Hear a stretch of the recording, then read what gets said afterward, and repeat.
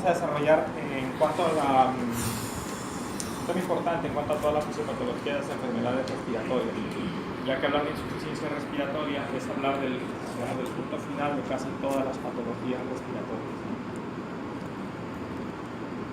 Entonces, para hablar de insuficiencia respiratoria, tenemos que conocer primero cuáles son las funciones del aparato respiratorio, ¿no?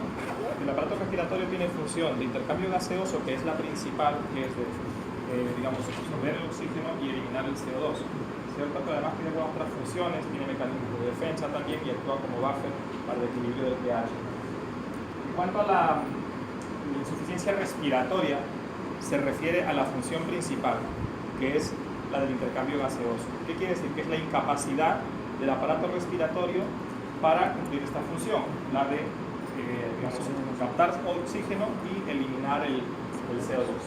¿Okay?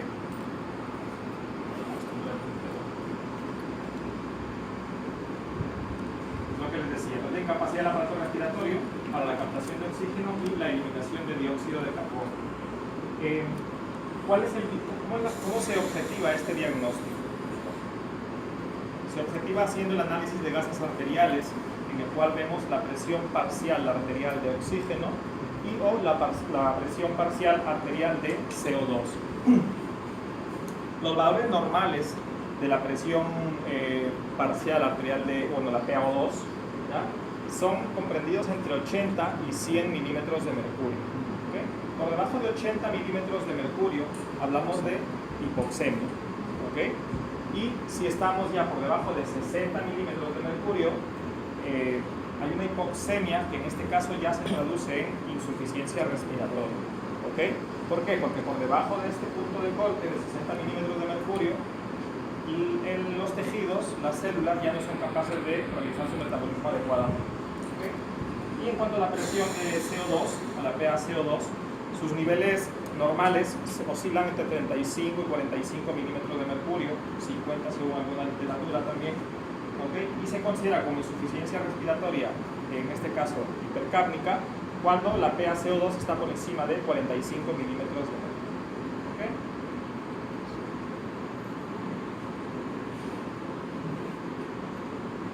Cantidad arterial de oxígeno. Nosotros tenemos una idea de lo que es la presión, la PaO2, ¿okay?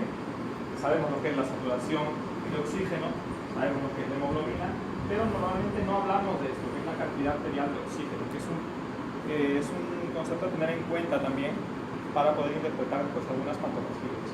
¿Okay?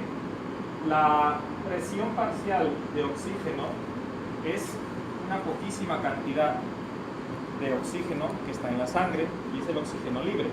¿Okay? Sabemos que la gran parte de oxígeno está unido a la hemoglobina, ¿okay? Saturando la hemoglobina.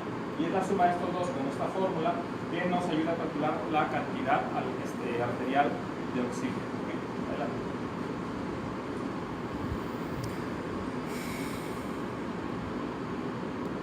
¿Qué es la diferencia alveolo arterial de oxígeno? Estos son conceptos que los estoy mencionando porque luego los vamos a ir mencionando en cada una de las fisiopatologías.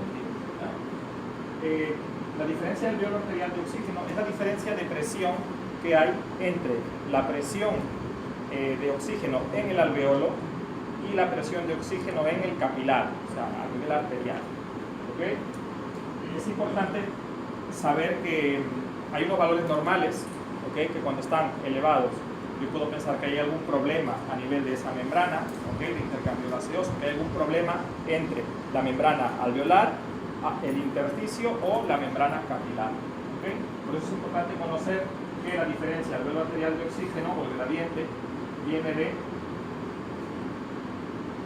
esta fórmula y que a nivel del mar, o sea, en el caso nuestro, un gradiente normal es un gradiente de 10 milímetros de mercurio, ¿okay? Que viene de desarrollar toda esta fórmula. Aquí tengo PA mayúscula, alveolar, presión alveolar de oxígeno, menos presión arterial de oxígeno. Eso es el gradiente alveolo arterial, que normalmente es 10 a nivel del mar, ¿okay? Y en condiciones normales. ¿De dónde viene esta presión alveolar de oxígeno? Esto es importante para uno de los mecanismos de insuficiencia respiratoria. ¿De dónde viene? Viene de una resta de la presión inspiratoria de oxígeno, ¿okay? Presión inspiratoria de oxígeno, menos la presión alveolar de CO2 sobre el cociente respiratorio, que en este caso es 0.8 en condiciones normales. ¿Okay? ¿Y de dónde viene esta presión inspiratoria de oxígeno? Esto quiere decir cuánto es la presión de oxígeno que está en el medio ambiente. ¿Y de dónde viene? Viene de multiplicar la FiO2, o sea, la fracción inspirada de oxígeno en el aire, por la presión barométrica, ¿okay?, que depende de la presión atmosférica, menos la presión de agua en ese medio.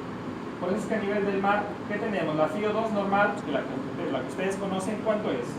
0,21. ¿Qué quiere decir?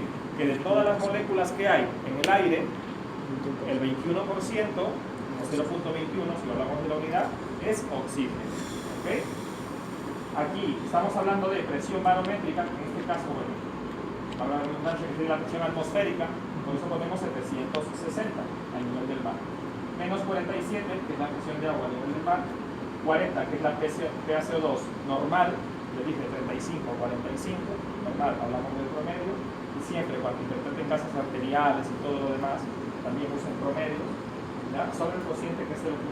Esto restado de 90, que es la PaO2 normal, de 80 a 100, promedio 90, y lo restamos, es más o menos 10 milímetros de mercurio, o hasta 15 según alguna literatura, ¿no? Entonces esto es importante saber de dónde viene, porque si se altera alguno de estos factores, puede producir insuficiencia respiratoria, como veremos más adelante.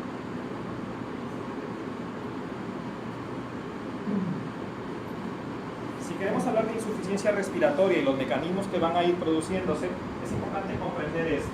Hay diferentes esquemas, pero todos son en resumen lo mismo. ¿Qué es? Aquí tenemos el medio ambiente, ¿cierto?, con sus presiones de oxígeno y de CO2. Mediante la inspiración, ¿okay?, entra al alveolo oxígeno. ¿Okay? Este oxígeno, a través de la membrana alveolo capilar, pasa a los capilares pulmonares. De los capilares pulmonares regresa como sangre ricamente oxigenada por las venas pulmonares, ¿okay?, hacia la aurícula izquierda. Pasa por el ventrículo izquierdo, sale por la arteria aorta, va hacia todos los tejidos, ¿okay?, y es en los tejidos donde están los capilares sistémicos que lo que hacen que es dar este oxígeno a la célula, ¿okay?, producto del metabolismo celular, que ha producido CO2, este CO2 difunde a los capilares, ¿okay?, y este CO2 es nuevamente transportado por la vena cava, por el corazón derecho, ¿okay?, por llamarlo así, por la arteria pulmonar, y nuevamente viene a los capilares pulmonares, y donde este CO2 difunde otra vez a través de la membrana alveolo capilar para ser eliminado por la expiración. ¿Okay? Este es un circuito que, bueno, en todos los libros lo van a ver con diferentes esquemas, más bonitos, más feos, en fin, esto es lo que he podido hacer. Pero esa es la idea, ¿ya? Esa es la idea. Cogemos el oxígeno llega a los alveolos, de los alveolos difunde a través de la membrana alveolo capilar hacia los capilares pulmonares, va a la circulación sistémica, ¿okay?, de los tejidos a los tejidos le da oxígeno, recoge CO2 y este CO2 nuevamente vuelve a los capilares pulmonares. ¿Okay? Comprendido esto, veremos que según en dónde se vayan produciendo alteraciones, son los distintos mecanismos de la insuficiencia respiratoria. ¿Ya? La clasificación de la insuficiencia respiratoria, hay varias formas de clasificarlo, según la alteración gasométrica, según el tiempo de evolución, ¿okay?, y según el mecanismo fisiopatológico. ¿Okay? Según la alteración gasométrica, puede ser hipoxémica, si solamente hay disminución del oxígeno, ¿okay?, hipercárnica, si lo que se produce es básicamente acúmulo de CO2, ¿okay?, y está elevado el CO2, o puede producirse ambas también, ¿okay?, insuficiencia respiratoria aguda. Y de clasificación evolutiva, pues aguda o crónica, o también podemos hablar de una crónica agudizada. ¿Okay? La aguda generalmente son menos de 3 días de clínica, y la crónica se considera cuando son más de 3 días. ¿Okay? Y la clasificación fisiopatológica, pues depende de cada uno de todos estos mecanismos, que ahora iremos explicando. ¿Ya? Si hay alteración de la relación ventilación-perfusión, si hay hipoventilación alveolar, si hay cortocircuito derecha-izquierda, alteración de la difusión alveolo-capilar, disminución de la PiO2 en el aire inspirado, o alteración entre el transporte y el consumo de oxígeno a nivel de los tejidos. ¿Okay? En cuanto al primer mecanismo, alteración de la relación ventilación-perfusión. Recordando el esquema que hicimos al inicio, bueno, así recordando este esquema, extraeré esta parte. Entonces tenemos aquí el diagrama normal de lo que es el alveolo, bueno, aquí la vía aérea, esto representa la vía aérea, el alveolo, la membrana alveolo-capilar y el capilar sanguíneo.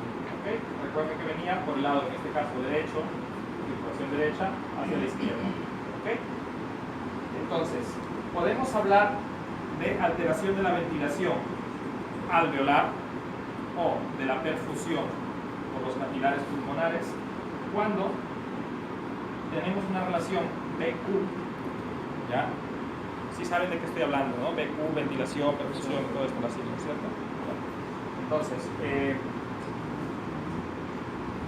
la relación normal de ventilación-perfusión va entre 0.8 y 1.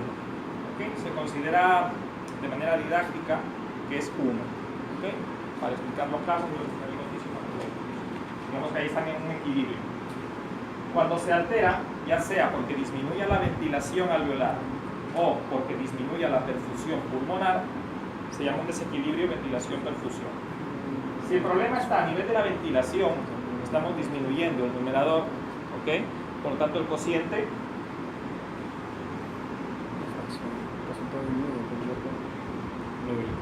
y en el otro caso, cuando está alterado la perfusión, estamos disminuyendo el denominador, por lo tanto el cociente aumenta.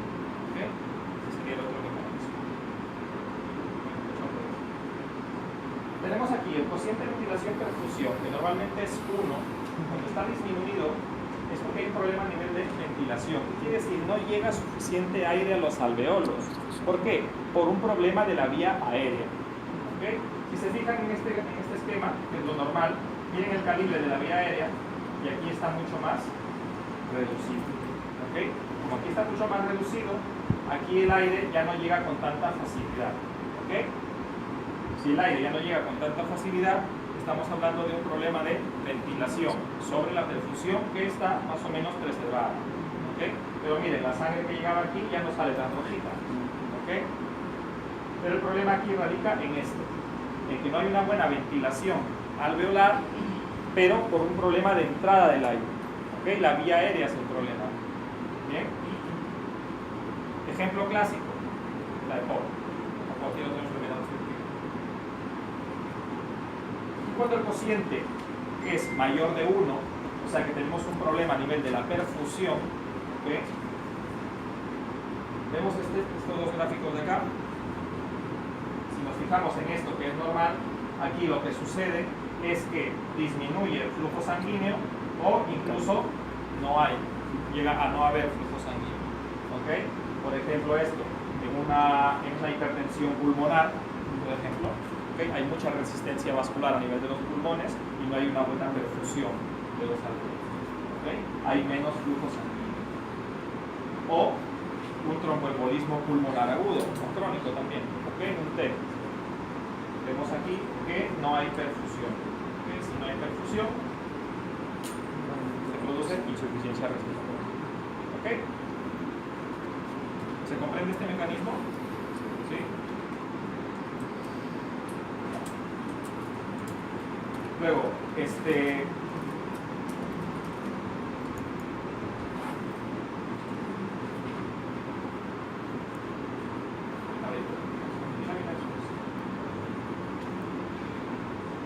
antes de hablar del shunt, quiero hablar de la hipoventilación.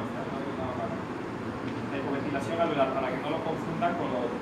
Una cosa es alteración, ventilación, perfusión, que aquí cuando hablamos de alteración de la ventilación estamos hablando de que no hay una buena llegada de aire en los alveolos porque hay un problema de la vía aérea, hay un problema de la entrada del aire. En el caso de la hipoventilación alveolar, el problema es que los alveolos no se distienden como deberían. No se distienden como deberían. Por lo tanto no hay una buena ventilación, pero es diferente. Miren este esquema, que era lo normal, y miren acá cómo están los alveolos, más pequeños. La vía aérea está normal, y la parte vascular también está normal. ¿Okay? Eso quiero que diferencies, a ver si no se confunde con hipoventilación y alteración de ventilación.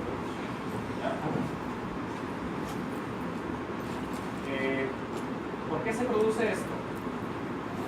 Debe haber algo que no deja que la caja torácica tenga su movimiento normal. ¿Okay? ¿Quiénes no van a respirar bien? Personas con enfermedades neuromusculares, por ejemplo, una esclerosis lateral amiotrófica, ¿no?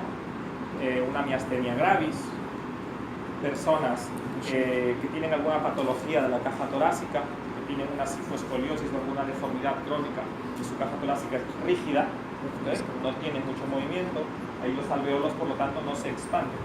¿Okay? Personas con alguna alteración del sistema nervioso central, un traumatismo encefalocraneano, por ejemplo, o personas pues, que han estado tomando drogas o fármacos que afectan al sistema nervioso central. ¿Okay? Lo más clásico es la intoxicación con benzodiazepinas. ¿Okay? Disminuye la ventilación, o sea, disminuye la orden del cerebro o disminuye la ventilación a nivel de las estructuras externas, por lo tanto los alveolos ya pierden esa capacidad de expandirse. ¿Okay? No entra suficiente aire, no por un problema de la vía aérea, sino por un problema externo. ¿Okay? Como ven acá. ¿Okay?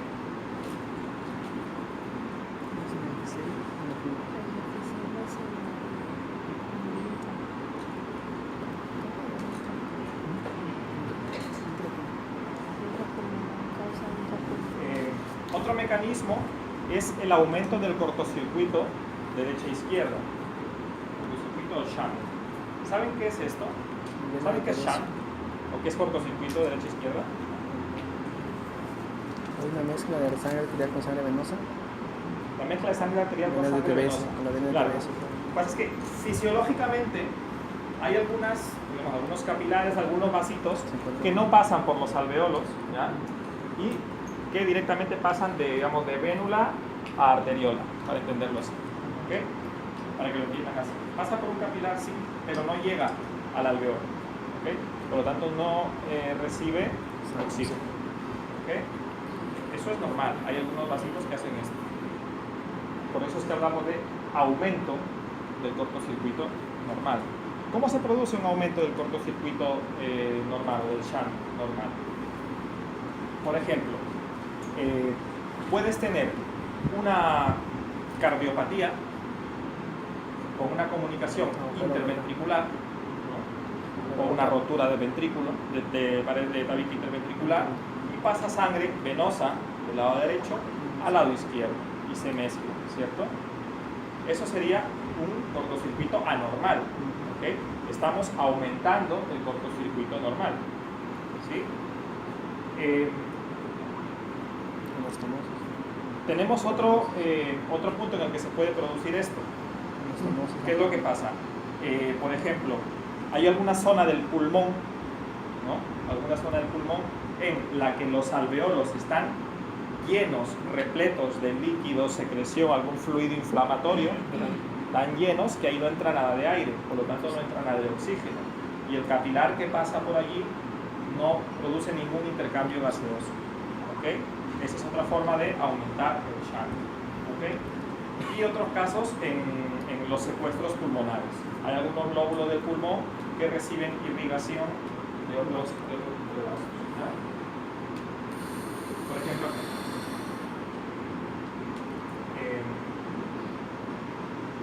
tenemos esto que es el circuito que les expliqué al inicio, el circuito normal, y vemos que acá lo que aparece es que sangre de las cavidades derechas pasa a las cavidades izquierdas y mezcla, ¿cierto? ¿Okay? Eso digamos que sería el shunt extrapulmonar. ¿Okay? Y el shunt pulmonar sería este, en el cual el alveolo o la parte distal de la vía aérea están completamente llenos, ocupados de algún contenido, casi siempre inflamatorio. ¿Okay? Y vemos que el vaso sanguíneo viene por acá, sangre azul, y termina siendo sangre azul. ¿Qué pasa? Y no se oxigena como debería ser lo normal. ¿Ok? ¿Sí? Entonces, shunt, ¿qué es? Sangre venosa que se mezcla a la sangre arterial o que llega al circuito arterial sin haber pasado por un alveolo para oxigenarse. ¿Okay? Se puede producir a nivel del corazón directamente o a nivel del pulmón, como es este ejemplo. ¿Okay?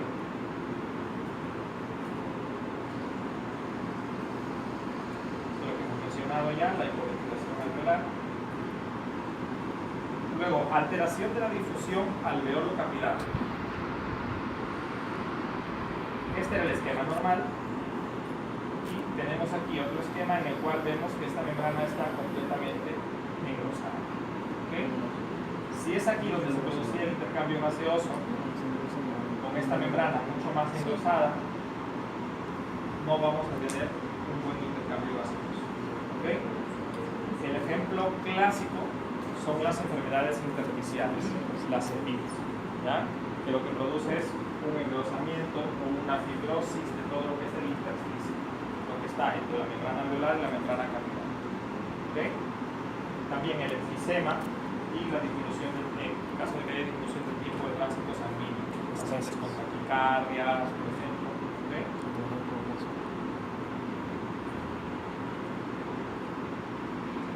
Otro mecanismo es la disminución de la presión inspirada de oxígeno en el aire inspirado. ¿Okay? Se produce sobre todo, bueno, si recuerdan la fórmula inicial, ¿no? El gradiente alveolo arterial, de dónde venía y todo esto. Las personas que van y de pronto llegan a una zona de gran altura, notarán que si van caminando es normal, pero si empiezan a correr no pueden. ¿Okay? ¿Por qué? Porque su aporte de oxígeno no es el suficiente. Porque no es que la FiO2 es menor, no, la FiO2 es igual, es 0.21, pero la presión atmosférica es menor. Por lo tanto, si la presión atmosférica es menor, al aplicar la fórmula, disminuye la presión inspirada de oxígeno. ¿Okay? Bien. Y otro ejemplo es si la presión atmosférica es normal, pero disminuimos la FiO2. Me había olvidado que somos musulmanes. Pasa siempre. ¿Ya? Entonces, puede ser porque disminuye la presión atmosférica o puede ser porque una persona está en un ambiente en el que la concentración de oxígeno no es la habitual, porque pues hay un accidente o una cosa en mezcla de otro tipo de gases y que empieza a inhalarlos. ¿Okay? Y en este caso la FiO2 sí es menor. ¿Okay?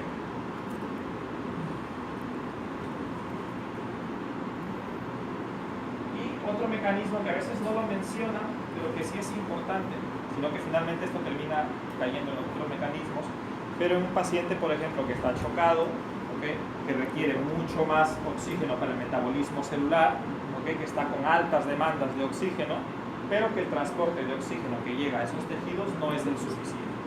¿Okay? Aquí hay un desequilibrio a nivel sistémico, a nivel tisular, no del propio pulmón, por decirlo así. ¿Okay? El pulmón es insuficiente, pero porque hay mucha demanda a nivel del organismo. ¿Okay? Hay mucha demanda de oxígeno. ¿Okay?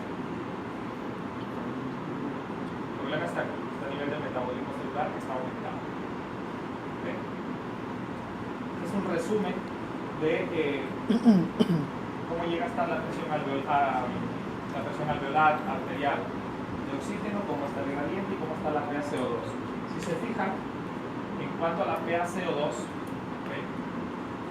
Bueno, miren el resumen. En todos los mecanismos vamos a llegar a tener una PaO2 disminuida, una presión arterial de oxígeno disminuida, ¿okay? Ya sea porque los pulmones no pueden captar el suficiente oxígeno o porque los tejidos están consumiendo mucho oxígeno. En general se va a llegar a ese punto, a que la PaO2 baja. ¿Okay? A la larga van a llegar a este efecto. Y de todos, es importante resaltar en cuál de ellos prima, o en cuál de ellos es muy importante el mecanismo de retención de CO2, que es en la hipoventilación. ¿Recuerdan?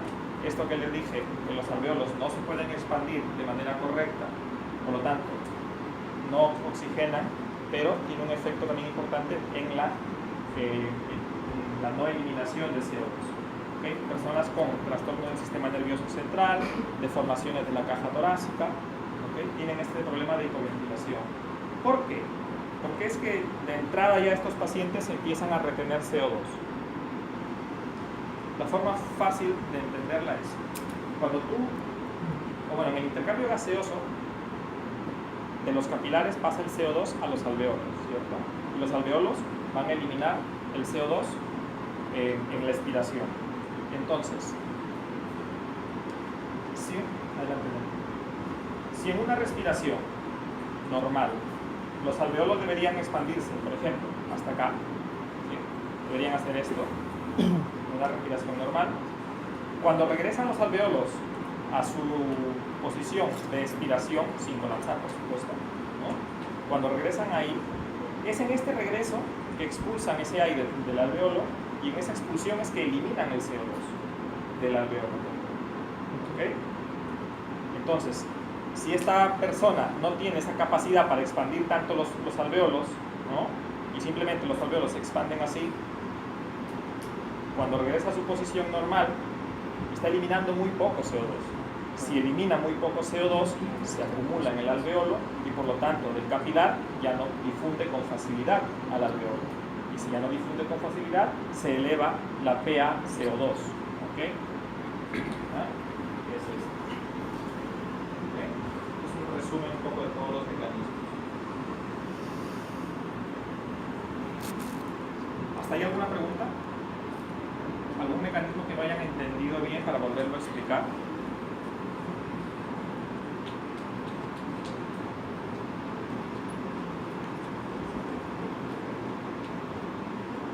Chicos, voy.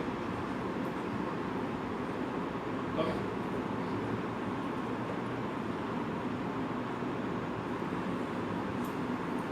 Esto de la PaCO2 es importante tenerlo en cuenta.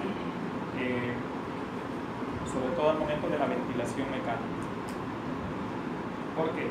Porque tú intentas hacer, cuando vas a ventilar mecánicamente a un paciente, tú programas parámetros en los cuales hayan una diferencia de presiones en inspiración y expiración que permita una buena expansión del alveolo, ¿okay? y un buen retorno a su volumen normal, para que pueda eliminar CO2. ¿Ya? Esa diferencia de presiones se llama presión de soporte ventilatorio, porque ventilar, ¿qué es en medicina? Ventilar es eliminar CO2. Por eso es que si hay hipoventilación, retenemos CO2. Cuando dicen hay que ventilar bien, es para eliminar CO2. ¿Okay?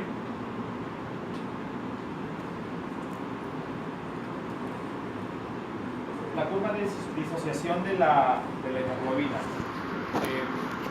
Esto, bueno, ustedes ya lo han leído y todo y tal.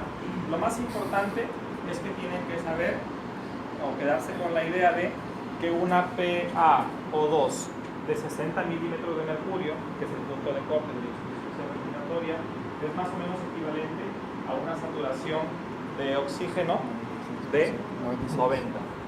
¿Okay? De 90. 60, 90. ¿Ya? 60, 90. Y 80 si es con 95. ¿Okay? ¿Por qué? Porque si bien es cierto, como dije al inicio, para hacer el diagnóstico de insuficiencia respiratoria yo necesito un análisis de gases arteriales en el que vea cuánto es la PaO2, cuánto es la PaCO2, ¿okay? Eso es un mundo ideal, pero ustedes cuando estén trabajando al inicio no van a tener un análisis de gases arteriales en la mano, pero quizás sí van a poder tener un saturador de oxígeno. Entonces, pueden tener una idea, si el paciente está saturando menos de 90%, pueden tener la idea de que el paciente está en insuficiencia respiratoria. No siempre será así, porque esto puede dar falsos positivos. ¿Ah? La saturación puede dar falsos positivos. Pero quédense con esa idea y en general van a trabajar con eso. ¿Okay? Las manifestaciones clínicas, bueno, ustedes ya lo habrán visto, todo paciente con dificultad respiratoria, ¿no? Que tiene aleteo nasal, que tiene tiraje intercostal, subcostal, supraclavicular. ¿Por qué? Porque está utilizando músculos accesorios. ¿Por qué? Porque tiene sed de oxígeno, o sea, necesita más oxígeno. ¿Okay? No es suficiente el oxígeno. Puede tener sibilantes, claro, si el problema es un broncoespasmo, tiene sibilantes. Puede tener crepitantes, sí, localizados, si el proceso es una neumonía, o difusos, si el proceso es un edema agudo del pulmón. ¿no? En estos dos casos, crepitantes húmedos. Puede tener crepitantes de aspecto más seco, o como crujidos, o crepitantes en velcro. Velcro es el pega-pega. ¿Okay? Cuando ausculten a un paciente y tenga esto, lo más probable es que tenga una fibrosis pulmonar. ¿Okay? Es como se ausculta. En un paciente con un tromboembolismo pulmonar, ¿quién me dice que van a encontrar cuando lo ausculten?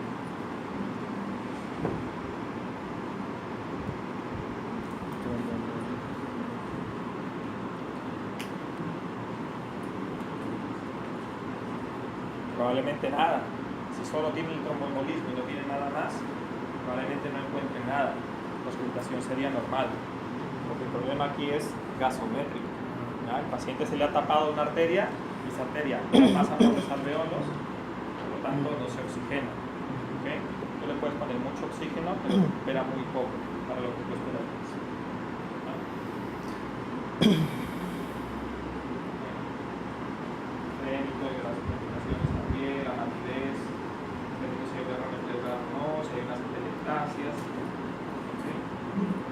Soplos pulmonares.